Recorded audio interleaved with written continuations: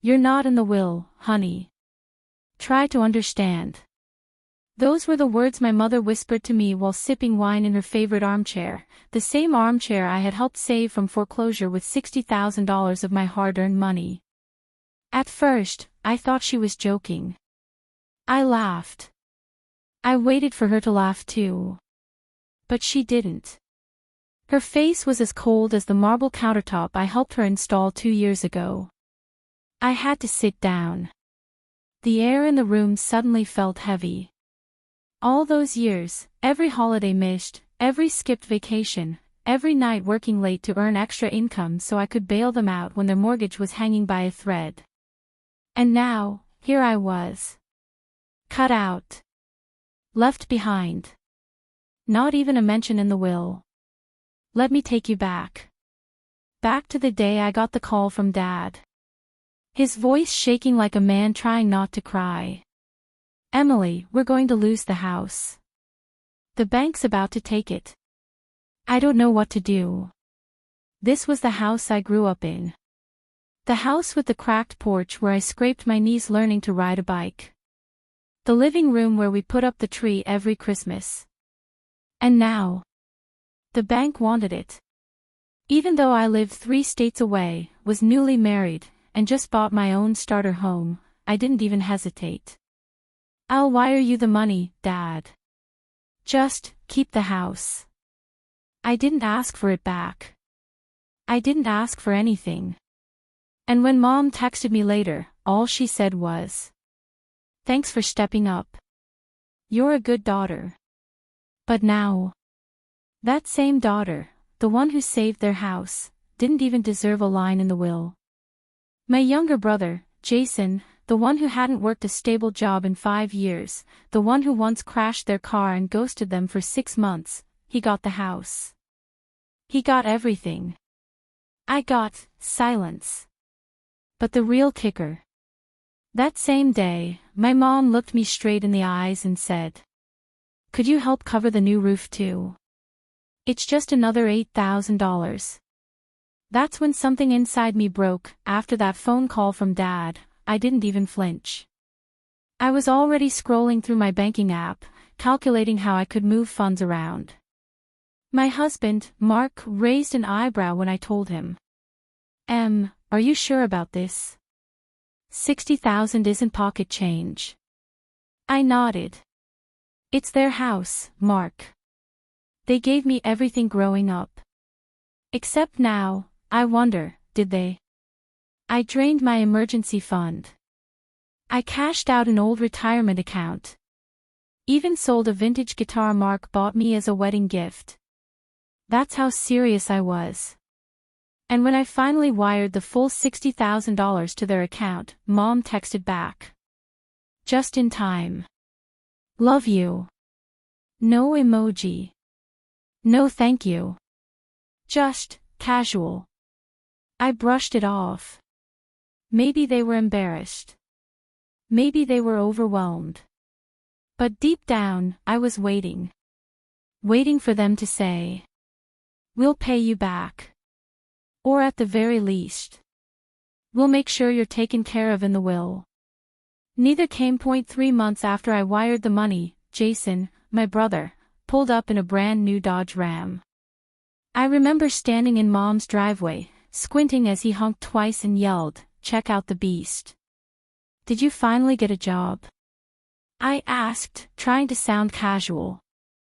"Nah," he smirked. "Mom and Dad helped me out." I looked at my mom. She smiled sheepishly. He needed reliable transportation. I wanted to scream. I gave them $60,000 so they could keep the house, and they gave Jason enough to buy a truck. I bit my tongue. I was taught not to make waves. But a storm was already brewing inside me. 4th of July rolled around. Family barbecue, like every year. Only this time, I wasn't asked to bring my famous potato salad. Jason's girlfriend brought store-bought coleslaw instead. At dinner, Mom raised a toast. To family. To resilience. And to Jason, for being there when it mattered. My jaw clenched. Mark squeezed my hand under the table, sensing the tension. I smiled through gritted teeth. Was this real? Jason, who showed up late and left early, got the praise. I, who practically saved their roof from being auctioned off, wasn't even acknowledged. And just when I thought it couldn't get worse, Mom leaned over and whispered. By the way, we changed the will. Don't take it personally. It just made more sense this way. I didn't mean to find it. It was right there in Mom's desk drawer when I was helping her install a new printer. I wasn't snooping. I swear. But the manila envelope marked Last Will and Testament caught my eye. I opened it. Everything. And I mean everything, the house, the savings, the land my grandfather left us, it was all going to Jason. I blinked. Read it twice. A third time. My name was nowhere. Not even a mention. No special gift. No clause. Just silence. When I asked Mom about it later, she didn't deny it. Instead, she smiled and said, we figured you're already doing well. You don't need anything. Mark had been patient. Supportive. Even diplomatic. But that night, he'd had enough. We're done helping them, he said, arms crossed. You've given everything. And they keep taking. I was stunned. Not by what he said, but by how right he was. I'd spent my whole life trying to earn love that should have been freely given. They didn't see me as a daughter anymore. Just a walking checkbook. And when Mark said, they used you, I finally said it out loud too. They did. Just as I was trying to emotionally detach, the phone rang. The roof's leaking. The contractor says it'll cost around $8,000. Could you help us out? That was it. That was the moment. No, Mom, I said. My voice was steady. I can't. There was silence on the other end. Then. Wow. After everything we've done for you. And that was it. That was when I realized, they never saw me as a daughter. Only as a backup plan. After I refused to pay for the roof, I thought maybe they'd back off for a while. But 2 days later, Jason blew up the family group chat. Can't believe Emily is being so selfish. Mom and Dad always did everything for her. I stared at the message, dumbfounded. Selfish. I typed out a reply. Deleted it. Typed again. Deleted again. Mark looked over my shoulder. Say what you need to say, Em. Stop holding it all in. So I finally let it out. I gave them $60,000 to save the house. While you were buying trucks and dodging rent. So don't talk to me about selfishness, Jason. His reply came fast. You didn't give it. You chose to. Big difference. And just like that, the mask came off. That was how they all saw me, not as the daughter who saved the house, but as the ATM who chose to do it and should now shut up about it. After the group chat disaster, I needed closure. Answers. Something. So I drove the 3 hours back to my hometown to see them face to face. Mark wanted to come, but I told him I needed to do this alone. Mom was already on the porch when I pulled up, sipping her tea like nothing had happened. Hey, honey, she said, as if we hadn't just had an emotional knife fight in the family chat. Inside, everything looked the same photo frames, same old smell of cinnamon potpourri, same creaky floorboard near the kitchen. But I felt different. Once we sat down, I asked her directly. Why was I left out of the will? She stirred her tea slowly. You're doing fine, Em. You married well, you have a good job, a house. Jason's, he's still finding his way. But I gave you everything I had, I said, trying not to raise my voice. I gave you $60,000 when you were about to lose this house. I put my life on hold. She looked at me with that soft, maternal smile I used to love, the one that now felt fake. You're not a mother, Emily, she said quietly. You wouldn't understand.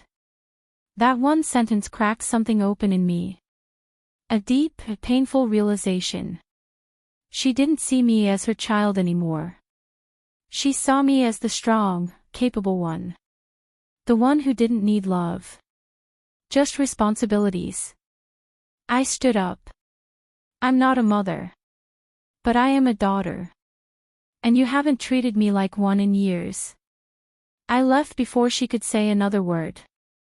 And as I walked out that door, I knew this was no longer my home. The drive home was quiet. No music. No phone calls. Just me, gripping the steering wheel, blinking back the sting in my eyes. I wasn't just hurt, I was done. Done playing the good daughter. Done being the safety net. By the time I walked into our house, Mark knew something had changed. You okay? He asked gently. I nodded. I'm not giving them a dime ever again. But I'm also not letting them keep what they don't deserve. He tilted his head. What are you thinking? I grabbed my laptop, pulled up my financial statements, and opened the file I kept with all the receipts, the wire transfers, the loan docs, the texts from Dad thanking me, all of it. If they want to treat me like a bank, I said, then I'll act like one. And banks collect. That night, I emailed my parents a formal request. A signed promissory note acknowledging the $60,000 as a loan. I gave them 30 days to respond. No reply. Then I followed it with a legal notice through a lawyer friend. Nothing aggressive. Just formal. 2 days later, Jason called me, furious. What the hell are you doing? You're suing your own parents. I kept my voice calm. Just asking for what's mine. If it's not in the will, I'm making sure I get it another way. Click. That was the last time I heard from him for weeks. But I wasn't scared anymore. For the first time, I felt freed out a week past. Then too. I hadn't heard a word from my parents or Jason. But I wasn't worried. I had no regrets about the legal notice. I just wanted them to acknowledge the truth. Then, one evening, I got a call from someone I hadn't spoken to in years, my cousin, Tara. Emily, she said, I didn't want to get involved, but you deserve to know what's really going on. I leaned in. What do you mean? Tara sighed. Jason didn't just ask your parents for help with rent. He convinced them to invest the rest of the money you gave them into his friend's business. My stomach dropped. What kind of business? A crypto startup. Super shady. The guy vanished with everything 6 months ago. I could barely breathe. Wait, all the money's gone. Every cent, she whispered.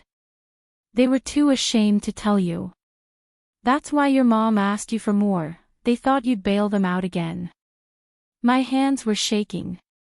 My heart was pounding. All that money I sacrificed, it was never used to fix the house. It was gambled away by Jason.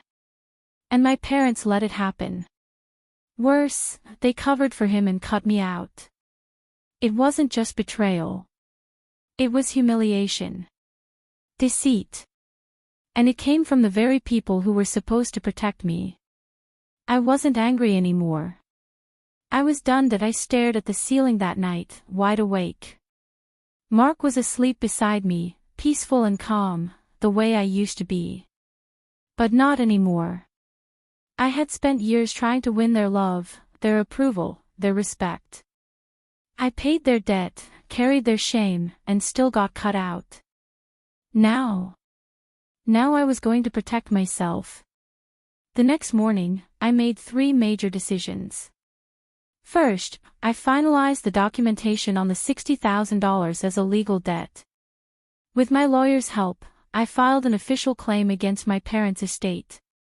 That way, if they ever sold the house or passed it on to Jason, would be first in line to collect. Second, I updated my own will. Everything I owned would go to Mark, and if we ever had children, to them. Not a single penny would touch the people who left me behind. Third, I blocked them. Phone. Email. Social media. It wasn't spite. It was survival. 3 days later, I got a message from an unknown number. It was Mom. We didn't want you to find out this way. Please call me. We can explain everything. But I didn't call. Because they already had their chance to explain. Now I was done listening. 2 months passed. Life got quiet. Peaceful, even. Mark and I took a weekend trip to the coast, and for the first time in ages, I didn't think about family drama. No guilt. No anger. Just space. But that bubble didn't last long. The following week, I walked into my office, and guess who was sitting in the waiting area? Jason. He looked nothing like the smug, confident brother who used to brush off responsibility. He looked pale, thinner, and nervous. What are you doing here? I asked, stunned. He stood up, wringing his hands. I need your help. I almost laughed. After everything. Now he shows up. I'm in trouble, he said. The IRS is on me. The crypto guy. He never filed taxes, and since it was under my name. I cut him off. Jason, you lied to Mom and Dad. You used the money I gave them. And now you want my help. His voice cracked. They're selling the house. Everything's falling apart. I know I messed up. I took a slow breath. Then I said something I never thought I'd say. I'll help you. But not in the way you think. He blinked. What does that mean? I reached into my bag and pulled out a file. Inside was a legal offer, an agreement that would allow me to purchase the house outright. But here's the catch. Jason would get nothing. And my parents would have to sign over the deed, acknowledging the debt they owed me. Jason's face went white. You're buying it, he whispered. No, I said. I'm taking back what's already mine. I gave Jason the paperwork and walked away. He didn't follow me. He didn't yell. He just stood there, silent.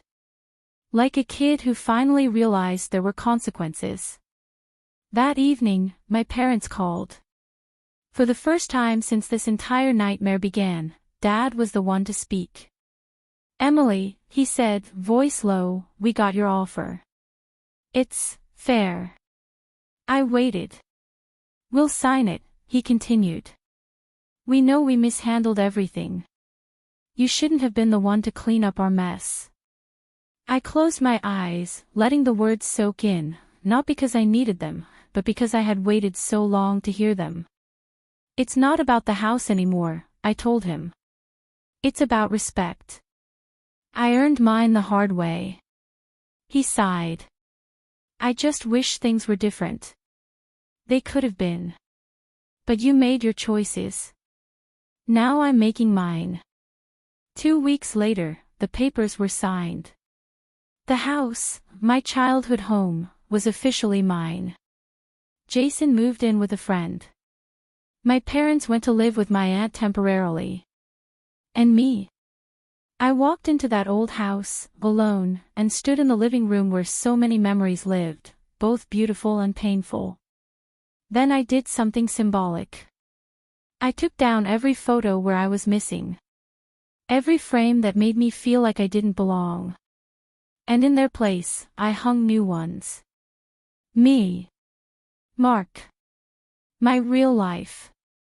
The one I built myself, standing in the heart of the house I once saved, once lost, and now finally owned. I felt something unexpected. Peace.